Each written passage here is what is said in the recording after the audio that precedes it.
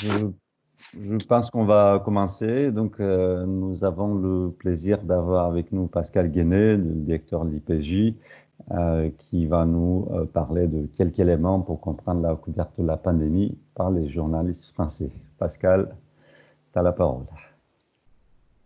Bien, écoute, merci Gabriel, merci de m'avoir proposé d'intervenir.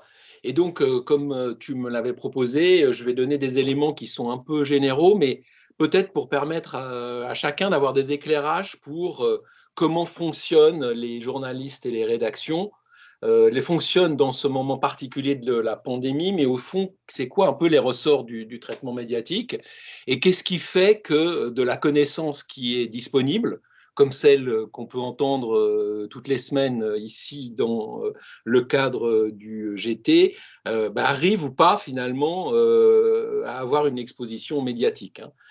Voilà, je sonnerai juste un exemple, hein. Quand Antoine Danchin nous a parlé ici, on a parlé à un moment de la question de la vaccination. Il a émis des grandes réserves quant à cette possibilité. Jusqu'à une période récente, on a quand même beaucoup de sujets sur le vaccin, les gens qui vont trouver un vaccin, etc., etc.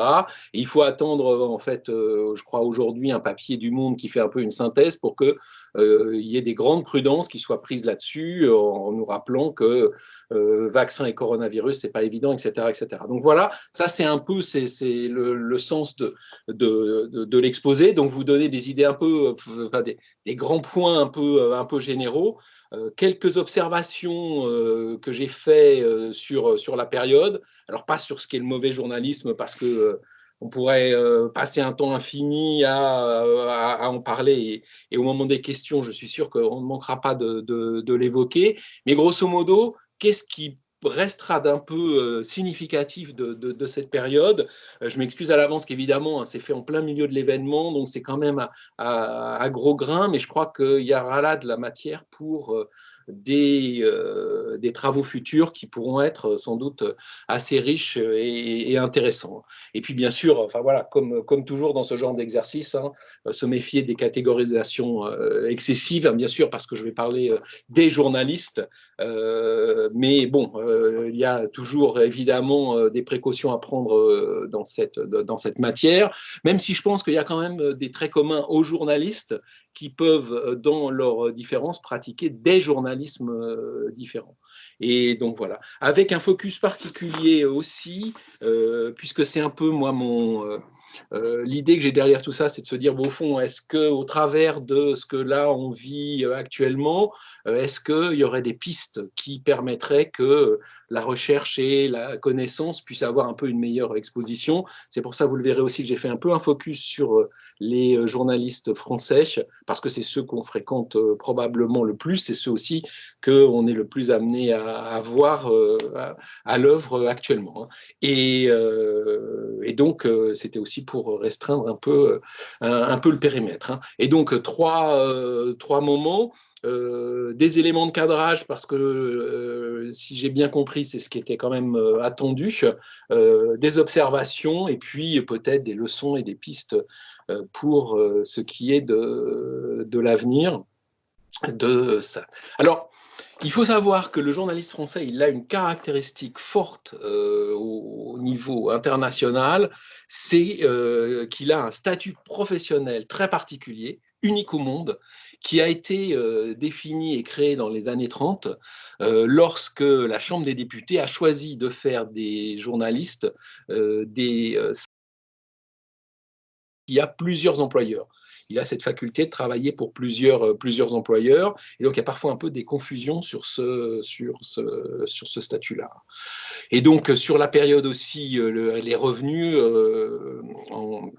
restent relativement stables. Bon, ça, c'est des petits éléments pour vous présenter ça, avec quand même un élément assez important, hein. Je vous l'ai dit, il n'y a pas d'obligation d'une formation particulière pour obtenir sa carte de presse, et c'est tout à fait normal. il y a finalement passé par des cursus agréés. Donc des cursus agréés, ce sont des écoles de journalisme comme l'IPJ à Paris-Dauphine, qui sont des cursus qui sont évalués par le ministère, bien sûr, mais également par la profession, hein. On pourrait comparer ça à la CTI pour le titre d'ingénieur, sont relativement peu nombreux sur la population totale des journalistes, donc c'est-à-dire environ 36 000 journalistes en France. Donc, sur, je dirais, une formation de haut niveau, il y a encore des marges de progression et sans doute d'amélioration. Ça veut dire quand même qu'il y a pas mal de journalistes en activité qui n'ont pas forcément suivi un cursus de formation au journalisme. Et c'est important à prendre en compte quand justement on réfléchit un peu à peut-être des difficultés parmi les pratiques professionnelles. Dernier point qui souvent est mal connu, c'est que c'est une profession extrêmement hiérarchisée. Parce que le journaliste est vu comme cet indépendant, on oublie souvent qu'il est dans une chaîne ici sur laquelle il y a des grilles, des indices, de l'ancienneté, etc., etc., et que il est dans un processus de discussion permanente sur son travail, les sujets qu'il va traiter, et donc il doit finalement toujours convaincre, pardon. Et donc, il est voilà, dans une sorte de paradoxe dans l'exercice de sa profession, parce que bien sûr, il est extrêmement autonome, hein. En règle générale, c'est évidemment un peu compliqué en ce moment, mais un journaliste qui fait son travail, il n'est pas au bureau, hein, il est sur le terrain, là, il est un peu confiné pour le moment, mais il respecte énormément la hiérarchie, hein.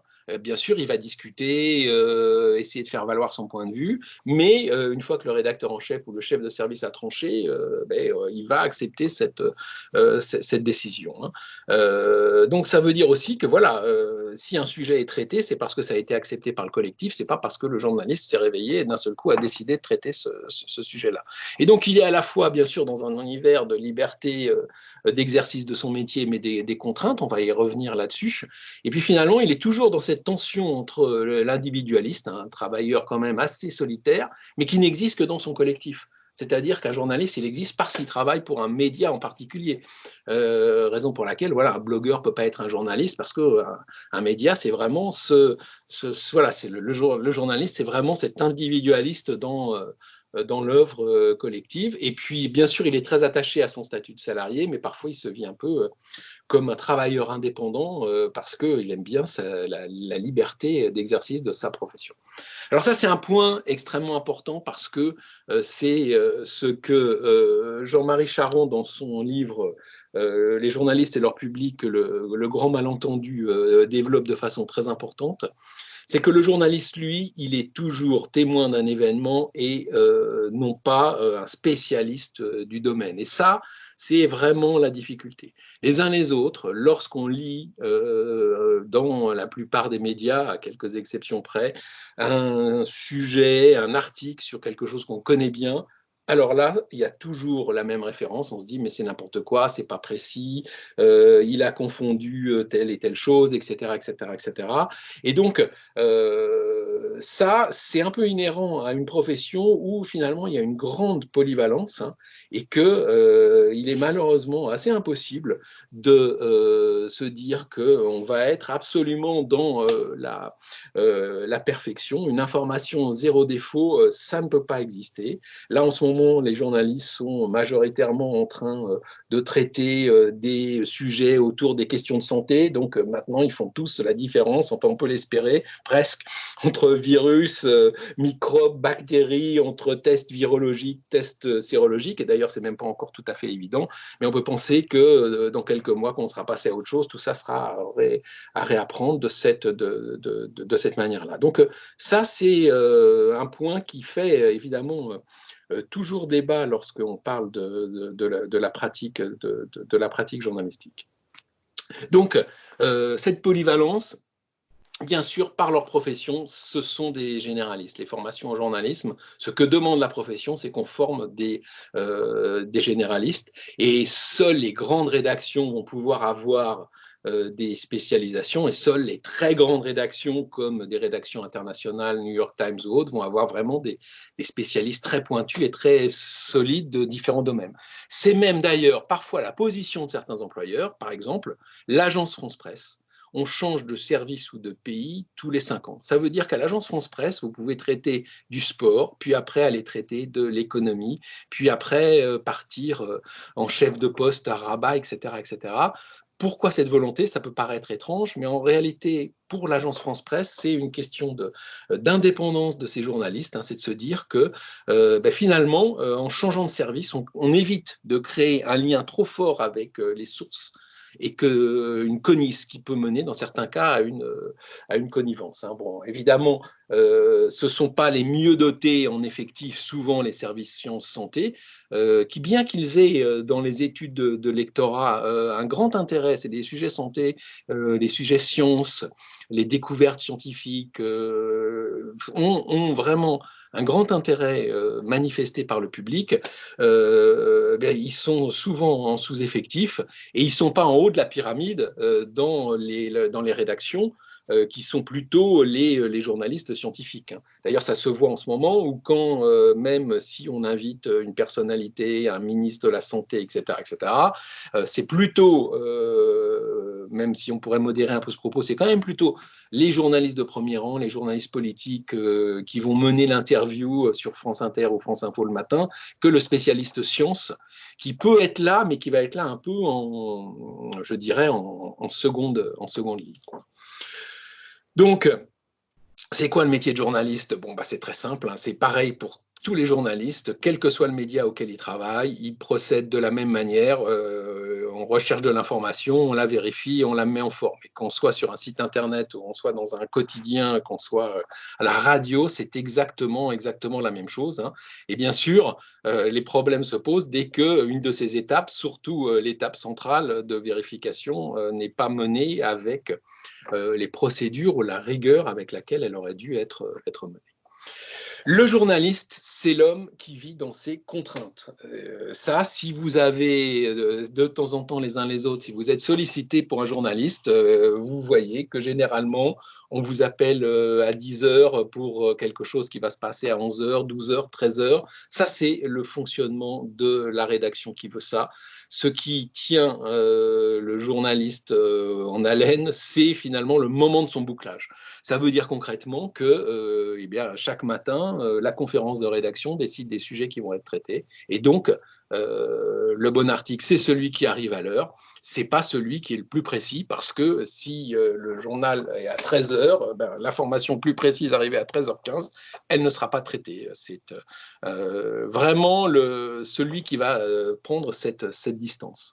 L'espace disponible, hein, pour traiter une information, il faut que la place soit disponible. Là, on est vraiment dans une zone très particulière parce que quasiment toute l'information, toute la place est occupée par l'épidémie. C'est évidemment un point très, très spécifique de la période à laquelle on traverse, mais ça veut dire concrètement que selon le moment, une information va passer totalement inaperçue ou alors va occuper une place très, très importante. Voilà, un journal, c'est vraiment évident, mais un journal télévisé, il dure toujours 30 à 40 minutes et on n'a jamais vu que le présentateur, du 20h à 20h, dise écoutez, aujourd'hui, il n'y a pas d'information particulière, donc on vous donne les 3 éléments principaux et donc on passe ensuite à la suite. Donc ça, c'est aussi à comprendre quand on réfléchit à un peu les choix qui sont effectués. Bien sûr, le journaliste, il a, on peut l'espérer, présent à l'esprit son public, hein, à qui il va s'adresser, hein, parfois réel, parfois imaginaire, et bien sûr la fraîcheur de l'information. Hein. Si ce n'est pas nouveau, ça ne va pas forcément intéresser la nouvelle. Et puis, bien sûr, la hiérarchisation, hein, c'est-à-dire que pourquoi aujourd'hui ce sujet va être traité plus que l'autre dans cette partie-là. C'est vraiment le journaliste qui, lui, est un individu dans un collectif, et ça fait partie de cette décision, et qu'au fond, tous les jours, on se pose la même question dans les médias, quels qu'ils soient, c'est de se dire qu'est-ce qu'il y a de neuf aujourd'hui, hein.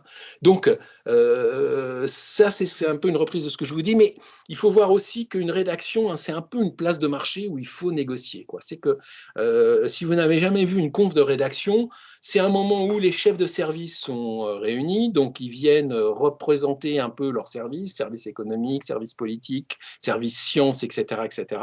Et comme la place, elle est limitée, hein, et d'ailleurs, par exemple, même, c'est pas parce qu'on est sur un site internet qu'il y aurait plus de place, entre guillemets. La place disponible, c'est le temps disponible pour du lecteur, en fait, hein. Et donc, c'est pas parce qu'on est sur un site internet qu'on pourrait se permettre de traiter tous les sujets. Donc, il est en permanence sur cette phase de négociation. Et puis, bien sûr, il regarde qu'est-ce qui se passe dans la concurrence. Et s'il ne le regarde pas, son chef de service ou son chef de rubrique ou son rédacteur en chef est là pour lui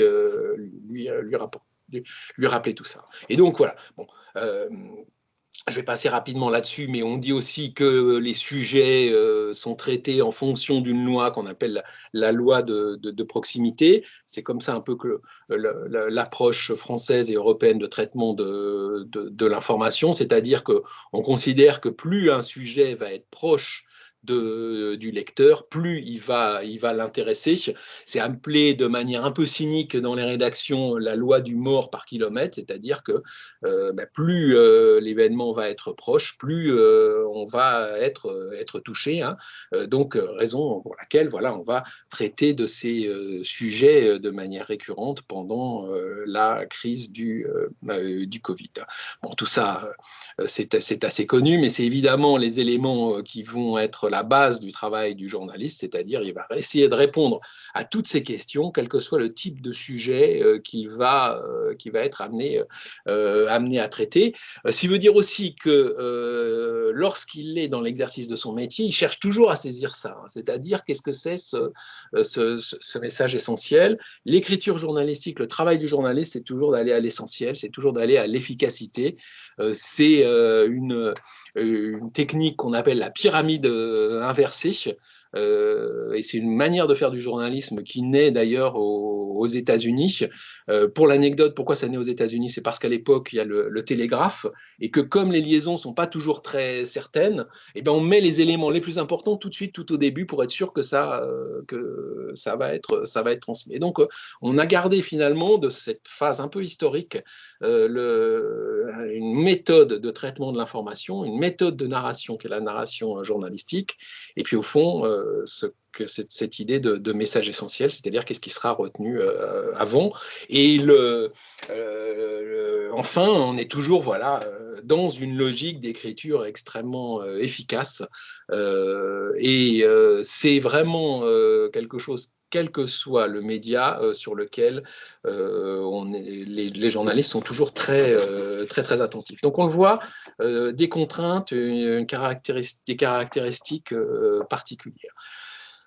Un autre point, c'est le contexte de défiance un peu vis-à-vis des médias. On a une étude qui est menée chaque année au mois de janvier par le quotidien La Croix, qui porte sur la confiance des Français dans les médias. Alors, c'est une étude assez intéressante qui porte sur une quinzaine de questions, mais j'en ai retenu une parce que ça vous montre ici la hiérarchie de la confiance entre les différents médias. Bon, il se trouve que, alors, l'intérêt de cette étude, c'est qu'évidemment, elle est sur la durée, donc ça nous donne quand même des perspectives d'évolution. L'inconvénient, c'est que à la base, la façon dont les questions ont été rédigées n'a pas toujours été pensée, peut-être dans l'idée que ça serait quelque chose qui durerait aussi longtemps. Et donc, il y a des effets aussi de l'actualité sur la collecte de ces informations, hein. Là, on voit en janvier 2015, par exemple, une pointe sur la confiance. C'est au moment des attentats. Vous voyez, donc voilà, il y a des choses comme ça à prendre. Mais en revanche, ce qu'on voit bien, c'est que, et c'est assez intéressant, hein, c'est que la hiérarchie de la confiance dans les médias place la radio en premier. puis le journal, enfin la télévision et l'Internet extrêmement bas. Donc ça, c'est assez constant et assez intéressant. Mais bon, je pourrais développer là-dessus comme sur beaucoup d'autres points, mais je vois l'heure qui tourne et je voudrais laisser le temps à notre discussion ensuite. Donc, vraiment quelques premières observations sur la situation actuelle. Hein. On est sur une fréquentation exceptionnelle des sites d'infos dans la durée. Des fréquentations exceptionnelles des sites d'infos, il y en a lorsqu'il y a un événement mondial, bien sûr, ça dure quelques jours, etc. etc. Mais là, c'est vraiment sur la durée. Ça, ce sont des chiffres de l'Alliance pour les chiffres de la presse et des médias, donc qui mesurent les audiences. Il se base ici sur l'analyse des sites Internet, des médias d'actualité et généralistes, hein, donc ça porte bien sûr que sur les sites d'information.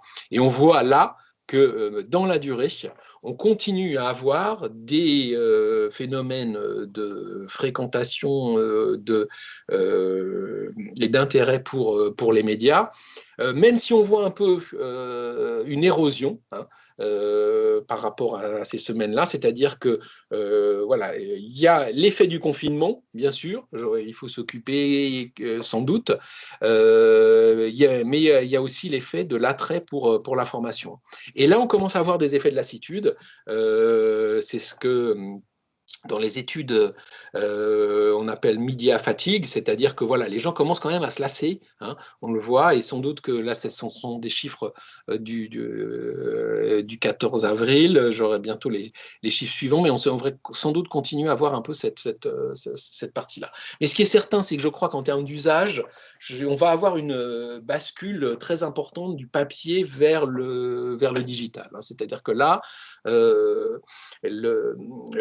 l'usage de la lecture sur écran va se développer encore plus avec des éléments très intéressants comme par exemple l'exemple de l'équipe.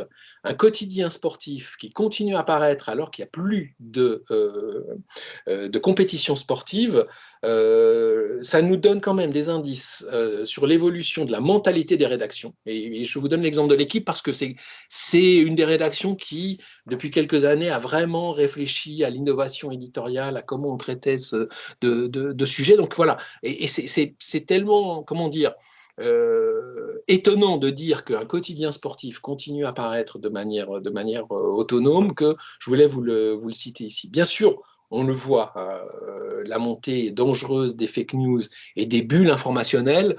Qu'est-ce qu'on appelle les bulles informationnelles? C'est le fait qu'avec les réseaux sociaux et avec les personnalisations, les choix, les uns les autres peuvent vivre dans un espace où finalement on va partager des informations qui sont complètement inconnues d'autres personnes et des informations auxquelles accèdent les autres personnes vont complètement nous échapper. Et bien sûr, les sujets scientifiques et de santé ont en ce moment une exposition tout à fait exceptionnelle, hein, enfin, totalement inédite, hein, bien sûr, ça. Alors, ça, et j'ai été moi-même, voilà, parce que j'ai été moi-même surpris en allant plonger dans cela. Le monde entier traite du même sujet dans la durée. Alors c'est vrai qu'on est confiné partout dans le monde, ce qui est quelque chose d'incroyable, mais pour les médias, imaginez que, et ça c'est, en fait, hier, en reprenant l'exposé, voilà, j'ai commencé à chercher pour voir un peu qu'est-ce que je voyais sur les unes des quotidiens, et je me suis rendu compte que quel que soit le pays que je recherchais, eh bien, le sujet qui faisait encore la une, alors qu'on est des semaines après le début, hein, de cette épidémie, eh bien, c'était quand même partout, hein, ici, les États-Unis, le Canada, le Brésil. Alors voilà, j'ai même trouvé un quotidien régional de Sheboygan, qui est donc le siège du comté du Wisconsin. Voyez, c'est-à-dire qu'on est partout, partout. Alors vraiment, avec bien sûr chaque fois un traitement qui est spécifique, hein, mais Pérou, Guam, les Philippines, en Malaisie, où là, l'angle, ça va être le traitement, qu'est-ce qui va se passer pendant le ramadan du fait du confinement, ici, la Nouvelle-Zélande, la Turquie, Israël, la Jamaïque, où le state of emergency pose des questions sur sur la violence, etc., etc. L'Afrique du Sud, la Côte d'Ivoire, le Sénégal, la Tunisie, partout, partout, partout, partout. On peut chercher vraiment. Et c'était quand même, voilà, c'était un peu une hypothèse que j'avais mais je dois vous dire que le fait que, pays après pays, ce que je vous présente ici, que vraiment partout on est traité de cela, ça a été quand même une surprise. Ici, ça, ce sont des unes de quotidiens régionaux. Il y a une soixantaine de quotidiens régionaux en France. Et là, on voit bien hein, que aussi, encore aujourd'hui, la thématique, sans doute de manière différente, mais bien sûr, tout porte, quelle que soit la région, tout porte sur cette même chose. Donc c'est quand même différent parce que il y a deux choses qui sont différentes à mon avis. C'est que bien sûr que des événements à portée mondiale, on en parle partout dans le monde. Hein. Ça arrive effectivement. Le premier homme sur la Lune, l'assassinat de Kennedy, le 11 septembre, etc., etc. Oui. Hein. Mais ce qui change à mon avis, c'est que ça, c'est quelque chose qui se passe sur la durée. Et deux, on est relativement sur une unité de ton, c'est-à-dire on est autour des gens, etc., etc. Hein. Il est très probable que, évidemment, la façon dont va avoir été traitée les attaques du 11 septembre en Europe, aux États-Unis, en Amérique du Sud, au Moyen-Orient, etc., etc., sera différente en termes de tonalité, d'analyse sur la durée. Tandis que là, on est vraiment sur des sujets qui sont des sujets proches des gens et qui sont traités comme de cette manière-là. Donc, je me retrouve... Alors, voilà, pardon, parce que je me suis retrouvé bloqué sur mon PowerPoint. Voilà. Alors, troisième observation, c'est que ce sont évidemment des conditions d'exercice inédites du métier de journaliste. Vous nous direz que c'est des conditions d'exercice inédites de beaucoup de métiers, c'est vrai, mais travailler à distance quand on est journaliste, quand le travail du journaliste, c'est quand même d'aller sur le terrain pour rencontrer des sources et pour les vérifier, c'est quelque chose de particulier, plus sans doute quand même la distance. Comment prendre de la distance en traitant du confinement quand on est soi-même confiné. Hein. Et ça, c'est une question assez intéressante et assez importante. Hein. La deuxième chose, c'est que quand on traite d'un monosujet, puisqu'il faut bien occuper les journalistes dans les rédactions même à distance, c'est quoi les compétences scientifiques? Et puis on le voit, hein, on traite de groupes qui souvent sont très peu visibles, hein, les personnels soignants, des personnels de ménage et surtout les vieux. Hein. Voir des vieux à la télé, comme on les voit, c'est quelque chose qui est quand même une observation qu'on peut faire parce que souvent c'est des sujets qui ne sont pas montrés parce que voilà, le vieillissement c'est une partie de la vie de la société que les médias traitent relativement peu. Et bien sûr il faut se renouveler hein, parce que quand pendant des semaines on traverse les mêmes sujets, se renouveler, traiter des autres sujets, des hommes politiques et puis comment faire pour traiter d'autres choses hein, pour qu'on n'ait pas ce risque d'avoir l'épuisement des publics. Hein. Donc, ça soulève, c'est mon quatrième point, des enjeux de responsabilité professionnelle, parce que dans la plupart des pays, le journaliste il est considéré comme une profession essentielle. Donc, en tant que profession essentielle, il est libre de sortir. Hein. Mais se pose la question de sa propre sécurité, hein, elle est traitée, et donc ça, c'est une question, comment finalement j'arbitre entre la valeur de l'info et le risque professionnel, hein, aller au cœur d'un hôpital, finalement, quel type d'information, comment je vais me mettre en risque. C'est quand même aussi le risque d'être soi-même vecteur de transmission. Mais ça, quand on parle avec des journalistes qui ont traité d'autres épidémies, Ebola ou autres, c'est quelque chose dont ils sont extrêmement conscients. Hein. Mais évidemment, avec une différence, c'est que sur les autres épidémies, souvent les journalistes, ils sont sur un terrain, loin de chez eux. Là, il y a aussi le risque de ramener la maladie à la maison, de contaminer les siens. Et puis aussi, traiter des sujets positifs, aller vers les solutions, les bonnes initiatives. Bon, bah, c'est un secret pour personne que le journalisme de bonnes nouvelles, de solutions, n'est pas toujours celui qui est le plus mis en avant. Donc, des enjeux de responsabilité professionnelle aussi. Voilà, comment dire finalement qu'on ne sait pas. Comment écrire quelque chose qui, quelques semaines plus tard, ne sera plus exact, et comment, de ce fait, ne pas faire référence à ce que l'on a dit, avant. Des questions évidemment d'arbitrage sur des questions, et puis bien entendu, la vigilance qu'on doit avoir sur tous ceux qui sont les battleurs, les experts de l'expertise. Je ne vais pas m'étendre là-dessus. Je vous ai juste préparé un tout petit exemple, mais imaginez dans quelle situation se trouve un journaliste qui veut traiter un sujet. Et donc, dans de nombreuses rédactions, les journalistes, je vous l'ai dit, sont polyvalents, les services sciences très peu développés. Imaginons un journaliste qui traite un sujet sur le Covid-19 et il a juste envie d'avoir une petite précision pour son lecteur. Combien il y a eu de morts de la grippe l'année précédente? Et donc, il cherche un nombre précis, ce n'est pas l'élément essentiel de son papier. Et donc, il va contacter ses sources, mais peut-être que si ce n'est pas un journaliste spécialisé, il ne va pas avoir des sources, il va appeler un médecin qui va lui dire quelque chose d'à peu près imprécis. Et donc, assez vite en ligne, qu'est-ce qu'il va faire? Il a entendu parler de l'Institut Pasteur, donc il va aller sur l'Institut Pasteur. Et puis, il va voir que là, on est parti de 10 à 15 000 décès. Donc, s'il est sérieux, il va continuer sa poursuite. Parce que comme il l'a appris à l'école de journalisme, il va chercher plusieurs sources. Et là, il va voir d'un côté qu'un article de Check News fait référence à 8100 morts d'après Santé publique France. Et puis, il va voir sur France Soir que l'INVS a donné 4750. Puis ailleurs, il va voir que le CEPIDC, en 2016, donnait 915. Donc, s'il est vraiment sérieux et qu'il a le temps, et je vous rappelle qu'il est tenu un peu par le temps, il va aller regarder Santé publique France. Et donc, il va se lire ce petit texte. Et déjà, il va voir que Santé publique France va donner 9900 sur la période évoquée par journaliste, au moins donner aux gens les moyens de comprendre que parfois, c'est vrai qu'ils vont lire quelque chose qui est faux dans les journaux, mais que quand même, d'où ça vient, et que quand même, il y a des méthodes qui sont suivies, etc.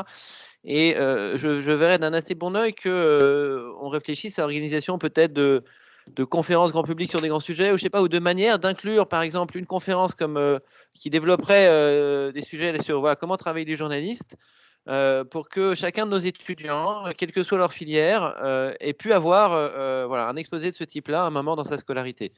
Bon, moi, quand j'étais à Polytechnique, on avait une fois par semaine un grand témoin qui venait nous parler de quelque chose. Je ne dis pas qu'il faut avoir la même chose, mais en tout cas, ce sujet-là, je pense qu'il serait très important que n'importe quelle personne informée, n'importe quelle personne un peu éduquée en ait entendu parler, en fait, même n'importe quelle personne éduquée ou pas, parce qu'il va être au cœur voilà, de la bataille sur qu'est-ce que le journaliste, qu'est-ce que les fake news, etc. Et voilà, ça me paraît un sujet extrêmement important dans les années qui viennent. Bon, voilà, c'était tout ce que je voulais dire, et je voulais remercier Pascal de nous avoir éclairé sur certains sujets. Voilà. Bah oui, mais merci Yannick pour cette intervention, parce qu'effectivement, voilà, moi je pense que, et puis bon, j'ai parlé rapidement du livre de Jean-Marie Charon, Le Grand Malentendu, mais je trouve que le titre de son bouquin est très intéressant parce que, voilà, on voudrait tous avoir, hein, évidemment, quelque chose qui est ultra précis sur cette information ou autre, quoi. Mais en même temps, on sait bien que, voilà, moi j'ai une très bonne amie qui est biologiste, qui a fait des post-docs, des trucs formidables, etc. Et quand on va se balader en forêt, elle n'est pas capable de me donner le nom d'un champignon, quoi. Donc voilà, mais je cite cet exemple un peu, mais c'est vrai qu'on voilà, on voudrait que les journalistes ils aient finalement cette sorte de, de savoir universel. Hein. Moi, c'est un des slides que vous trouverez après. Quasiment tous les 15 jours, quelqu'un m'écrit pour me dire qu'est-ce que font mal les journalistes et à quoi il faudrait les former. Et on me propose des modules de formation d'une journée, de 3 jours, de 18 heures sur tel et tel sujet, etc. etc. Et chacun a dire, et c'est bien normal dans une démocratie, hein, chacun a quelque chose à dire sur la formation des journalistes et sur les journalistes. Hein. Mais effectivement, je crois que des espaces de dialogue sur comment travaillent les journalistes, et bien entendu, parce que c'est pas un hasard, on va pas faire de la théorie du complot, pardon pour cette phrase, mais si évidemment en même temps ce sont les médias et les sciences qui sont attaqués au niveau international par les fake news. Donc bien sûr que c'est un sujet de partage à mon sens très très important.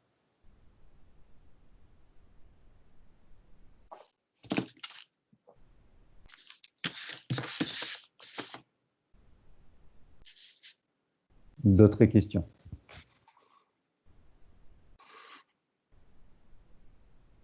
Normalement, je dois poser des questions à la fin, mais bon, comme il y a Vincent peut-être un instant. Ouais, j'ai une peut-être question intervention, Pascal, merci bien pour ton exposé. Mais c'est vrai, mais tu vas me réexpliquer pourquoi on est toujours un peu surpris, parce que quand on est spécialiste d'un domaine, comment on peut entendre des choses. Tu vois, par exemple, tout le bruit au sens mathématique, le bruit médiatique qu'il y a eu autour de la chloroquine, du professeur Raoult, etc. Nous, mathématiciens, et j'en vois plein sur le chat, on a été un petit peu sidérés de voir les choses qui ont pu être dites, écrites dans la presse, et comment toute cette espèce de battage a pu arriver tout au sommet de la hiérarchie de l'information. Bon, quand même, on sait depuis longtemps comment on effectue des tests pour savoir si un médicament est efficace ou pas, pourquoi c'est important, etc. Des sociétés savantes de stats se sont prononcées là-dessus. Et on a un petit peu du mal à comprendre pourquoi cette espèce de bulle n'a pas éclaté assez rapidement. Bon, on en parle beaucoup moins maintenant, mais voilà. Et nous, mathématiciens, on a été un petit peu sidérés, enfin estomaqués de voir un petit peu les choses qui ont pu être dites et écrites. Je te le résume rapidement. Oui, bien sûr, bien sûr. Non, mais de toute façon, tu vois, je suis 100% d'accord sur ce point, si tu veux. Je veux dire, moi, j'ai pris des notes parce que, enfin, quand tu diriges une école de journalisme, tu passes ton temps à ronchonner quand tu écoutes les médias, etc. Tu vois, c'est un peu comme si tu étais prof de cuisine et que tu vas au restaurant, quoi. Sauf que tous les jours, tu entends des trucs qui t'exaspèrent parce que toi, tu passes ton temps à enseigner le journalisme tel qu'il devrait être, et tes étudiants, quand ils sont embauchés dans les rédactions, ils le découvrent tel qu'il est, quoi. Donc, mais tu vois, par exemple, sur ce que tu évoques, le fait que un protocole scientifique n'est pas suivi, ça a amené une journaliste sur France Inter de traiter ce sujet il y a quelques semaines en appelant ça une querelle de spécialistes. Évidemment, ce n'est pas une querelle de spécialistes, c'est juste de la méthodologie scientifique. Le problème, c'est quoi? C'est que, à la base, dans nos écoles de journalisme, si tu veux, les candidats, et pourtant nos écoles de journalisme, des masters d'école de journalisme, moi cette année, pour mes 48, j'ai 720 candidats qui ont présenté les épreuves. Donc, si tu veux, on a quand même un périmètre de choix assez important. Mais très peu de candidats, ils ont une formation scientifique, quoi.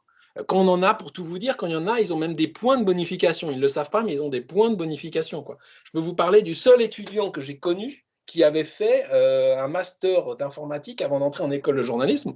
Il est rentré, il a fait une super carrière derrière. Et un jour, il m'a dit, j'ai cru que je ne pourrais jamais rentrer en école de journalisme parce qu'on ne me prendrait pas parce que j'avais fait des études scientifiques. Ça vous dit quand même quelque chose, ça vous dit quelque chose là-dessus, quoi. Il y a vraiment un travail à faire. Nous, et vous le savez, avec Mido et les étudiants en journalisme, on fait quelque chose ensemble depuis quelques années parce qu'il faut vraiment développer quand même cette culture un peu de la recherche et un peu de la rigueur scientifique. Mais les journalistes, pour la plupart d'entre eux, ils sont très loin de tout ça. Et puis, c'est un peu cette vision globale. Et puis, comme je te dis, il y a des sujets. Alors, le matin, le rédac-chef va dire il faut traiter le professeur machin. Alors, le professeur machin, en plus, c'est génial, parce que lui, c'est le bon client. Hein, avec sa chevelure, son truc, son passé en Afrique, ses machins, etc., etc., les histoires un peu troubles dans son labo. Enfin, tout ça, ça en fait un espèce de personnage, y compris sur le plan symbolique, parce que tu peux aussi avoir l'histoire, ah oui, c'est la revanche du Sud, alors c'est les chercheurs, du Sud de la France, pardon, c'est les chercheurs, voilà, il n'y a pas qu'à Paris qui font la recherche, etc. etc. Tu as des tas de trucs complètement irrationnels qui rentrent sur le traitement de l'information. Et que les journalistes, c'est des polyvalents, ça veut dire que les sujets techniques, scientifiques, c'est vraiment pas les sujets qui traitent le plus, le plus souvent. Et donc, c'est une excellente question, c'est une excellente remarque, mais malheureusement, c'est très difficile de savoir comment on va faire comment trouver une solution. Beaucoup de groupes réfléchissent, de groupes de réflexion, de journalistes, de chercheurs réfléchissent à la question. Et c'est très, très difficile, en fait, hein, de voir ça. Parce que là, tout le monde parle du Covid, puis après, ça peut être un sujet complètement différent. Après, c'est sans doute, on va parler des sujets d'économie, des sujets sociaux, et donc c'est souvent les mêmes journalistes qui vont traiter ça. S'ils traitent de sciences, s'il y a un incident dans une centrale nucléaire, alors le grand sujet sur lequel il va falloir se pencher, ça va être le démantèlement des centrales nucléaires. Tu vas passer sur un sujet complètement différent. Un spécialiste du démantèlement va te dire mais c'est n'importe quoi ce qui a été dit là-dessus, etc., etc. Et cette espèce de course, hein, cette espèce de fait que tous les jours tu produis de l'info, hein, et tous les jours, quoi qu'il se passe, c'est ton métier, tu vas produire cette info. Les travers terribles que donnent les chaînes d'information en continu, où là, alors ça a été quand même évidemment un problème complémentaire, puisqu'il a fallu remplir pendant des heures des antennes. Voilà, tout ça, ça fait que il y a vraiment là des enjeux extrêmement importants actuellement, mais malheureusement, c'est très difficile de dire que on va être sur un processus, tu vois, c'est ce que je dis dans mon slide un peu provoquant pour dire qu'il n'y a pas d'information zéro défaut, hein, parce que de toute façon, voilà, l'info, elle va être publiée, et puis autant quand on est chercheur, on travaille son objet, on fait ça dans la durée, etc., etc., etc., hein, le journaliste, lui, il est habitué que l'information qu'il a traitée, c'est du passé, ça ne l'intéresse plus, il passe à autre chose. Ce qui l'intéresse, c'est ce qui va, c'est ce qui va passer, et c'est ce qui va se passer après, avec aussi, bien sûr, tous les défauts qui font que souvent un sujet dont on nous a parlé pendant très longtemps, on n'en parle plus, on ne sait pas ce qui se passe, hein, on ne sait pas ce qui va se passer, il n'y a pas eu de suite, et finalement les publics n'ont pas tellement de droit de suite là-dessus non plus. Merci Pascal. Enfin, je signale aussi que tu as eu des très bons papiers, hein, de Foucard et de Huette là-dessus, hein, il n'y a pas de problème. Non, bien sûr, non, mais en plus tu as raison, parce que comme je te dis, ces journalistes scientifiques qui d'habitude sont traités un peu comme les chieurs, les empêcheurs de tourner en rond, les gens qui s'intéressent aux perturbateurs endocriniens, ils vont encore nous faire chier avec ça, etc., etc. Ils prennent une posture différente, et encore une fois, dans des rédactions qui leur donnent quand même les moyens de travailler, hein, si tu veux, parce qu'évidemment, il y a cette question-là aussi, hein, quand tu es polyvalent et que tu n'as pas la chance d'avoir un service pour t'appuyer ou encore te créer ton réseau de sources, c'est beaucoup plus compliqué.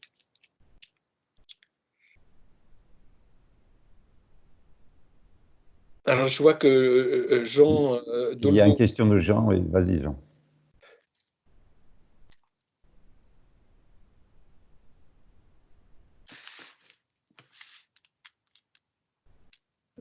Jean, on ne t'entend pas. Pardon. Je reprends. J'ai une question concernant les sources, et en particulier les sources de données. Tout le monde reprend les données de Santé publique France, qui, quand on les regarde dans le temps, évoluent, n'ont pas l'air d'être totalement indépendantes de préoccupations politiques. Bref, il y a tout un tas de biais. Il y a des biais méthodologiques dans le recueil des données. Et donc, on a l'impression que tout le monde reprend ces données sans avoir tellement de regard critique là-dessus. À un moment donné, la PHP publie des chiffres qui sont différents. Je n'ai pas vu passer le papier qui explique pourquoi. Il y a aussi, on voit des discordances énormes avec les données sur l'épidémie du Covid dans d'autres pays, sur par exemple les taux de récupération des malades. Alors, on a quelques explications, mais là encore, on a l'impression qu'en France, il n'y a pas cette tradition de confronter les sources, confronter les méthodes de collecte des sources, comme on peut le voir peut-être plus dans la presse anglo-saxonne. Je pense par exemple aux articles du New York Times. Alors Jean, c'est un point très très important. Alors, effectivement, moi j'ai bien dit que cet exposé se faisait sur les journalistes français, parce qu'il y a tout un tas de traditions qui sont très différentes dans la pratique de l'information, hein. Par exemple, la question avec les fake news, on voit surgir la question de la vérification de l'information, hein.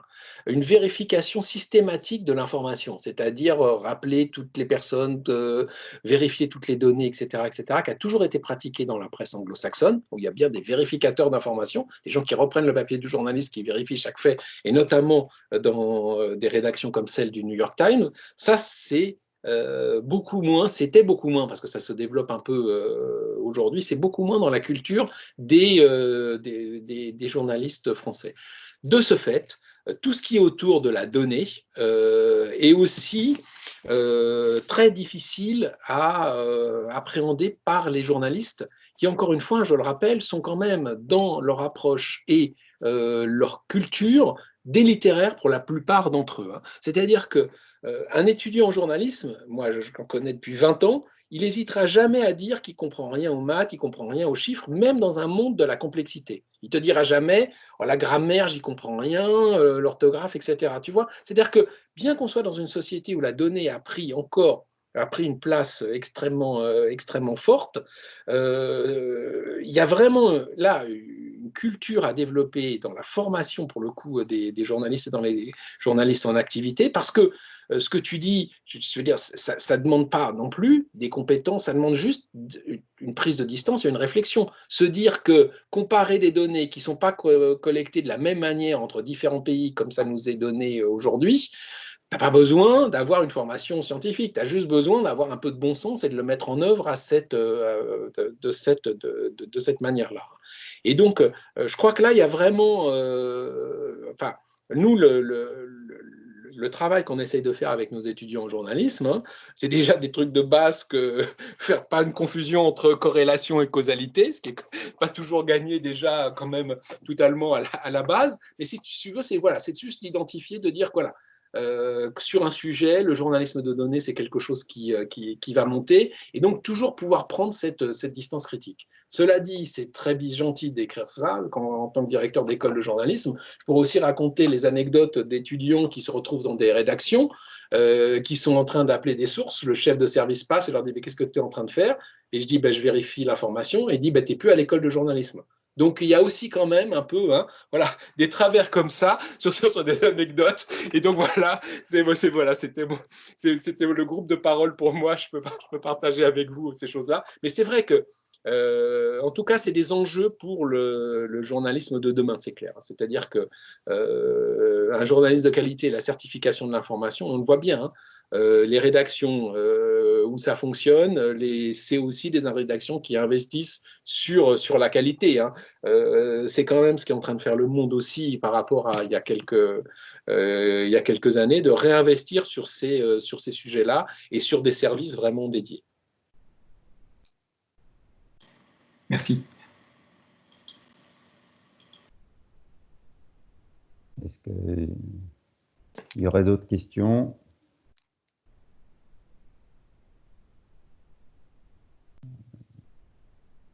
Pas pour l'instant. Donc, je vais profiter pour poser mes deux questions. En fait, j'avais une première question sur le consensus. Donc, apparemment, effectivement, c'est un sujet traité de manière consensuelle. Nous avons quelques études plus quantitatives qui disent que bientôt, c'est la fin du consensus.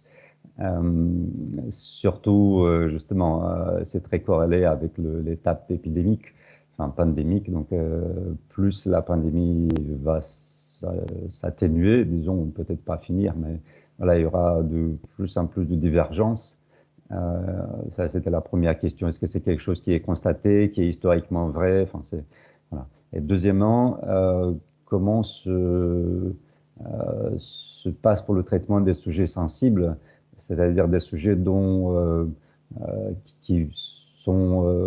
l'interprétation peut être un peu dangereuse si elle n'est pas faite correctement ou si c'est diffusé à un public qui n'a pas les outils pour le traiter. Ouais.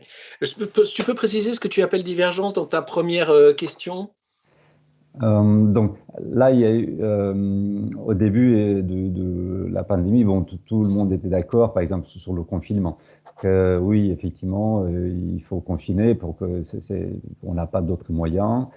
Là, on voit bien qu'il y en a qui disent que c'est presque fini, d'autres disent que de toute façon il y a un traitement, donc pourquoi confiner? D'autres disent que le coût économique il est tellement élevé que c'est plus possible. Parmi ou je sais pas, où j'ai vu aujourd'hui que ceux qui sont confinés, du coup, ils perdent de chance. De ce qu'on appelle chance au niveau médical, au sens que s'ils n'ont pas leur diagnostic mis à temps, leur santé pour d'autres causes, pas pour cause d'épidémie, vont en souffrir à ces termes. Donc il y a un coût qui monte de plus en plus, qui est un coût occasionné par le confinement, par exemple. Oui. Bah, écoute, ça, c'est un peu difficile de répondre, de répondre à cela, parce qu'effectivement, il y a des aspects.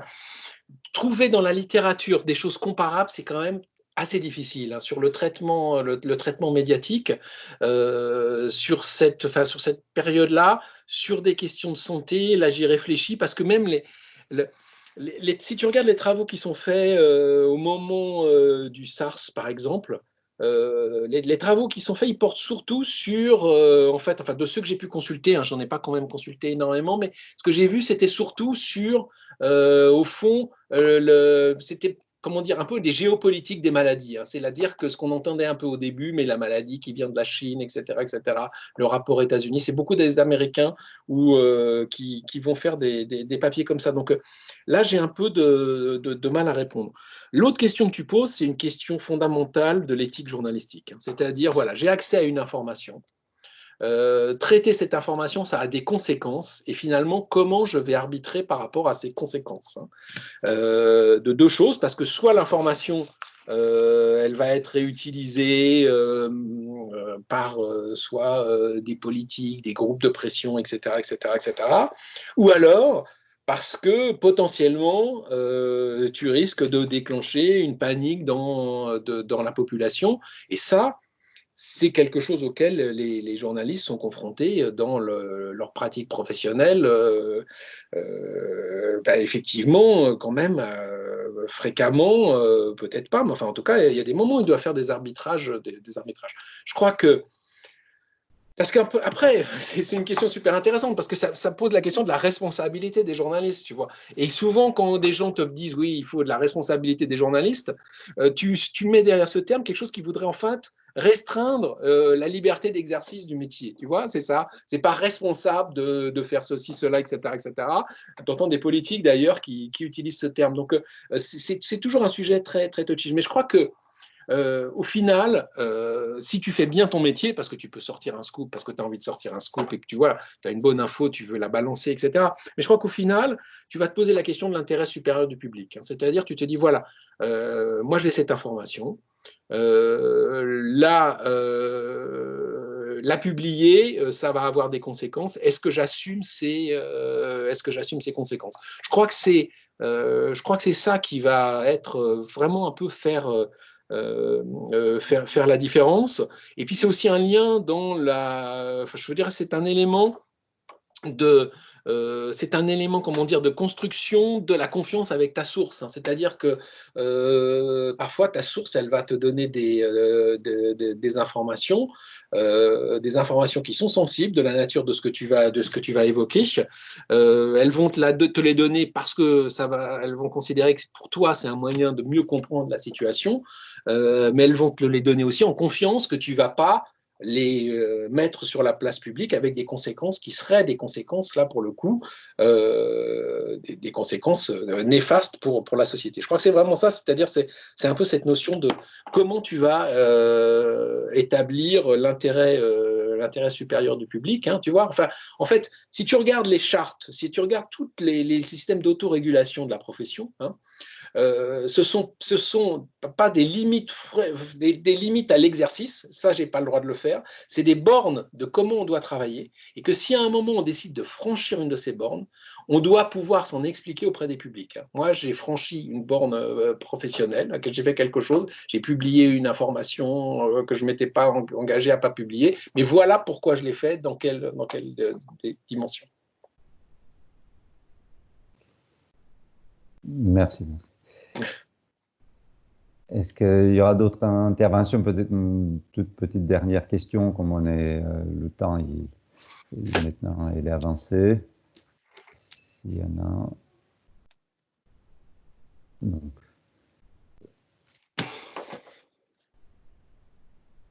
S'il n'y en a pas, donc alors on va